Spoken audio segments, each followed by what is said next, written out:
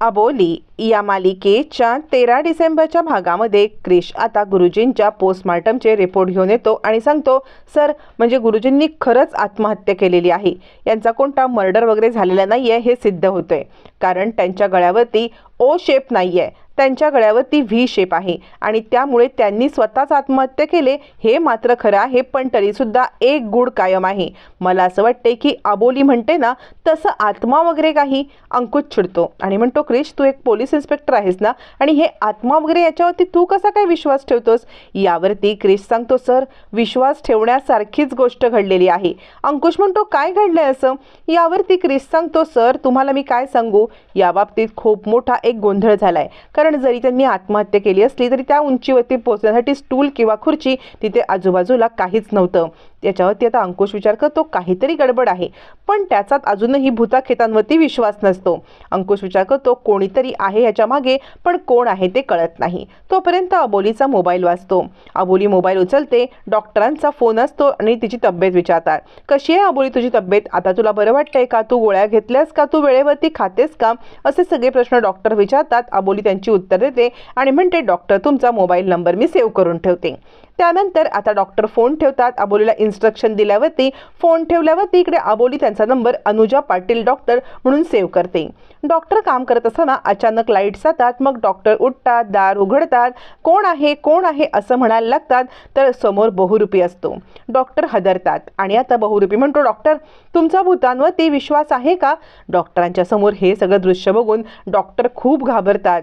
आता मात्र त्या बहुरूप्याने अबोली शिवाय पहिल्यांदा कुणाला तरी वेगळं दर्शन दिलेलं असतं आणि त्या असतात डॉक्टर अनुजा पाटील.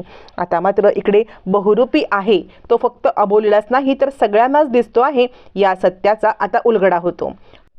तोपर्यंत इकडे आता शार्दूलला घेऊन अंकुश बोर्डिंग स्कूलला निघालेला असतो. शार्दूलला अबोली सांगत असते, स्वतःची काळजी घे बाळा, तिकडे कुणाशी भांडण करू नकोस हं, आणि मी बरी झाली की तुला परत आणेन मी इकडे. शार्दूल सांगत असतो, आजी मला खरंच जायचं नाही आहे ग तिकडे. यावरती रमा सांगते, हे बघ बाळा, आम्हाला तुझी खूप आठवण येईल, तुला पण आमची आठवण येईल, पण तुला मोठं व्हायचं आहे की नाही, शिकायचं आहे की नाही, म्हणून तुला तिकडे जायला पाहिजे आणि थोड्या दिवसांनी आम्ही तुला परत इकडे आणूच की. तू नको काळजी करूस, सगळं काही ठीक होईल. अंकुश शार्दूलला म्हणतो, हे बघ बाळा, हे बघ तुझी पण आम्हाला आठवण येणार आहे, तू काळजी करू नकोस. अबोली मावशी बरी झाली की आपण तुला परत आणू आणि आम्ही सगळे तुला फोनवरती बोलत राहू. तू स्ट्रॉंग आहेस की नाही. अबोली म्हणते, हो बाळा, आणि तू शिक्षणासाठी चाललंस की नाही, काळजी करू नकोस, आम्ही तुला भेटायला सुद्धा येणार आहोत. यावरती अंकुश म्हणतो, शार्दूल एकदम स्ट्रॉंग बॉय आहे. त्यावरती आता राघू म्हणते, मी चॉकलेट आणले होते, आता ह्या स्ट्रॉंग बॉयला चॉकलेट देऊ का, असं म्हणत शार्दूलला चॉकलेट दिली जातात आणि शार्दूलला काहीही करून बोर्डिंगला नेण्यासाठी मनवलं जात असतं. तरी अबोलीचा जीव काही राहत नसतो. ती शार्दूलला निघताना सुद्धा शार्दूलाचे आवाज देतो. मग शार्दूल येऊन अबोलीला मिठी मारतो आणि बाळा मला माफ कर, माझ्यामुळे तुला जावं लागतंय, मला खूप वाईट वाटतंय, असं म्हणत अबोली त्याची माफी मागते.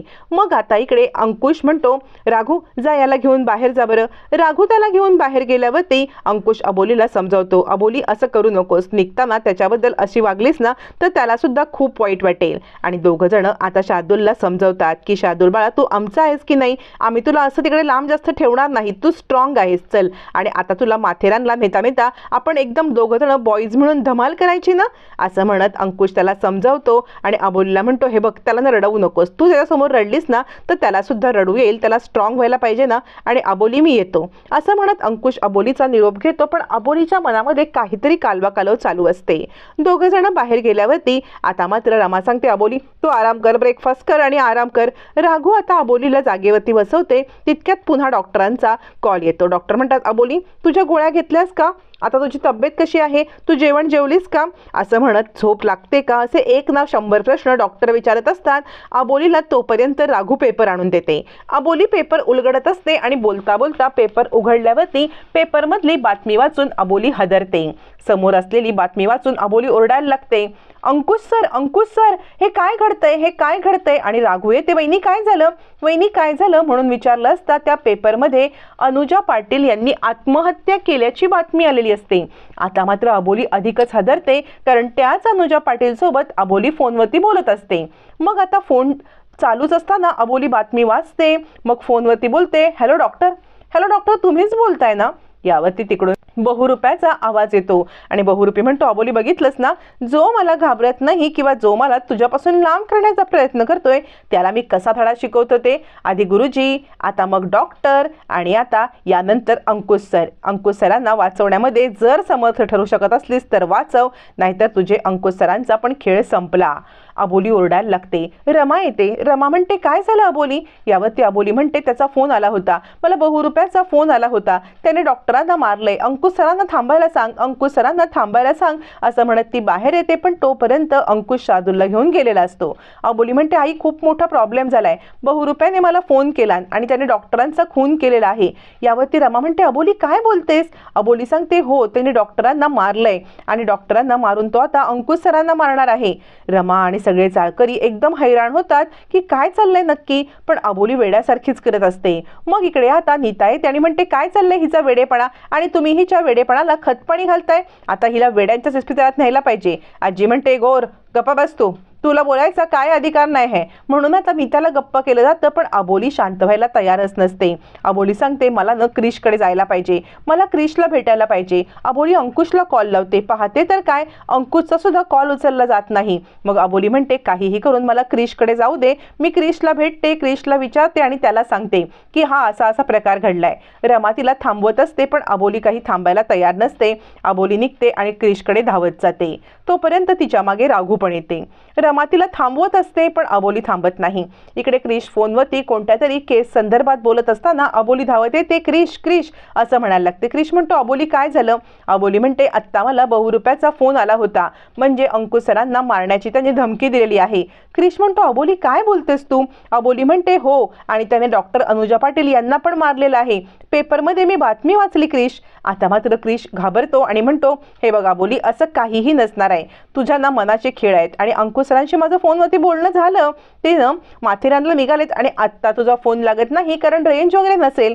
अबोली, तू उगाच मनाचा गैरसमज करून घेतेस, अंकुश सरांना काही होणार नाही, तू घरी जा बरं, तू निवांतपणे घरी जा आणि कोणत्याही गोष्टीचा विचार करू नकोस, मी इकडे सगळं सांभाळतो असं म्हणत क्रिश अबोलीला घरी जायला सांगतो. राघू पण तिला समजावते. अबोली बऱ्याच वेळ ऐकत नसते, पण बऱ्याच वेळानंतर क्रिशचं म्हणणं तिच्या मनाला पटतं आणि उगाच माझा हा संभ्रम असेल, अंकुश सरांना काहीही झालं नसणार आहे, रेंज नसल्यामुळे फोन लागत नसेल असा ती विचार करते आणि आता तिकडून घरी यायला निघते.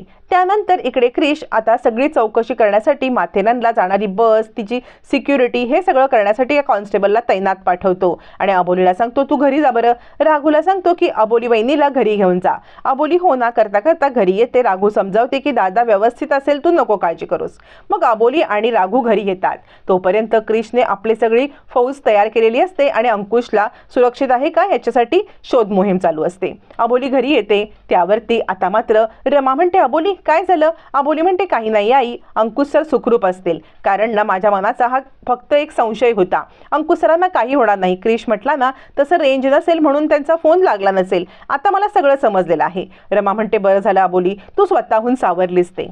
तितक्यात परत अबोलीला एक कॉल येतो आणि अबोलीसमोर एक भयानक बातमी येते. अबोली फोनवरती बोलत असताना अबोलीला आता तिकडून आवाज येतो पलीकडून, हॅलो अबोली, अगं माथेरानला जाणाऱ्या त्या बसचा अपघात झालाय आणि त्याच्यामध्ये एक मध्यमवयीन माणूस आणि एक छोटा मुलगा या दोघांचा मृत्यू झालाय. आता मात्र अबोली हादरते. तो मध्यमवयीन माणूस म्हणजे अंकुश सर आणि छोटा मुलगा म्हणजे शार्दूल हे अबोली आता ओळखते किंवा अबोली असा विचार करते. आणि रमा म्हणते, अबोली काय झालं? अबोली म्हणते, अंकुश सर गेले, अंकुश सर गेले. रमा म्हणते, वेळ लागले का तुला? अबोली काय बोलतेस तू? अबोली म्हणते, अंकुश सर गेले, माथेरानला गेलेल्या बसचा अपघात झालाय आई. असं म्हणत असताना रमा हादरते आणि म्हणते, अबोली तू काहीतरी बडबडू नकोस, असं काही झालेलंच नाहीये. आता रमा हे मानायला तयार नसते, पण अबोलीला आलेला फोन कॉलने अबोलीला सगळं सांगितलेलं असतं. आता मात्र इकडे रमा विचार करते, नक्की काय घडलंय हे आपल्यासोबत? रमा असा विचारच करत असते आणि तोपर्यंत अबोली क्रिशला कॉल पण करते आणि दोघी जणी आता त्या जवळच्या हॉस्पिटलमध्ये जायला पण निघतात. म्हणजे राघू आणि आता अबोली ह्या दोघी जणी त्या हॉस्पिटलला जायला निघतात. रमा तिला थांबवत असते. अबोलीच्या एक थोबाडीत पण देते की अबोली वेड्यासारखं काहीतरी करू नको, अंकुशला काही होणार नाही. अबोली आता विचार करते, कदाचित आईंचंच म्हणणं खरं असेल, मला जाऊन चौकशी करायला पाहिजे. मग राघू आणि अबोली त्या हॉस्पिटलमध्ये जातात. हॉस्पिटलमध्ये गेल्यावरती आता मात्र इकडे हॉस्पिटलमध्ये अबोली चौकशी करायला सांगते आणि म्हणते माथेरान रोडवरती जो अपघात झाला होता त्याबद्दलची डिटेल बातमी आम्हाला पाहिजे. मग रिसेप्शनिस्ट म्हणते कोण अपघात, कुठचा अपघात असं म्हणत रिसेप्शनिस्ट बातमी काढते आणि त्याच वेळेला अबोली समोर एक भयानक सत्य येतं. वॉर्ड बॉय सांगतो त्या माथेरान बसचं ना, त्या माथेरान बसमध्ये ऍक्सिडेंट झालेली ही डेड बॉडी. अबोली पाहते तो अंकुश असतो. अंकुशला पाहताच अबोली हदरते. अंकुशला स्ट्रेचरवरती बघताच अबोली म्हणते अंकुश सर असं म्हणत अबोली त्याच्या जवळ येते. म्हणजे खरंच अंकुश गेलाय का आणि सोबत शार्दूल सुद्धा. नक्की काय सत्य आहे येणाऱ्या भागातच कळणार आहे.